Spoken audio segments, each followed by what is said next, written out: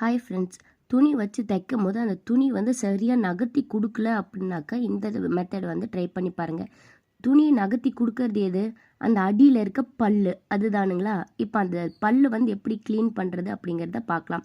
அந்த ஸ்க்ரூ ரெண்டையும் ரிமூவ் பண்ணிவிட்டு அதை கழட்டி பார்த்தீங்கன்னா அந்த இடத்துல வந்து கீழே இருக்க பாபினே பல்லு எல்லாமே தெரியும். ஸோ இந்த இதே இடத்துல பார்த்தீங்கன்னாக்கா அந்த பல்லு இருக்கிற ஏரியாவில் நிறையா டஸ்ட் வந்து ஒட்டிகிட்டு இருக்கு. இப்போது இந்த பிளேட்டையும் ரிமூவ் பண்ணிடுவோம்.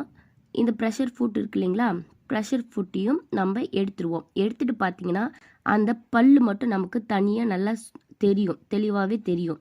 அந்த பல்லை சுற்றி இருக்கிற டஸ்ட்டு, அந்த சென்டரில் இருக்க டஸ்ட்டெல்லாம் நீங்கள் இந்த மாதிரி நல்லா ஷார்ப்பாக ஒரு இதில் வந்து குத்தி விட்டுட்டு அதுக்கப்புறமா ப்ரஷ் போட்டு கூட நீங்கள் நீட்டாக தேய்ச்சி எடுத்திங்கன்னா எல்லாமே க்ளீனாக போயிடும். நான் வந்து நீடிலில் இருக்கிறத எல்லா டஸ்ட்டையும் நான் ரிமூவ் பண்ணி காட்டுற பாருங்க. இந்த அளவுக்கு டஸ்ட் வந்து இருந்தது அந்த 2 ஹோல்ஸ்குள்ளேயுமே. அந்த 2 இது இருக்கு இல்லைங்களா, அவ்வளோ அடைச்சி கிடந்தது.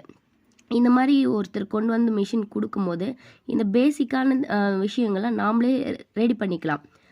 இது வந்து தெரியாதனால தான் நம்மக்கிட்ட கொண்டு வராங்க. ஸோ நீங்கள் வந்து குட்டி குட்டி மெயின்டெனன்ஸ் வந்து நீங்களே தெரிஞ்சு வச்சுருக்கிறது நல்லது. இந்த மாதிரி அந்த 2 பிளேட்டையும் ரிமூவ் பண்ணிட்டு ப்ரெஷர் ஃபுட் ரிமூவ் பண்ணிட்டு பார்த்தாவே தெரியும் இப்போ எந்த அளவுக்கு க்ளீனாக இருக்குது பார்த்தீங்களா. இப்போது நம்ம அந்த பிளேட்டை போட்டுக்குவோம். அந்த 2 ஸ்க்ரூவை போட்டு டைட் பண்ணிங்கன்னா போதுமானது.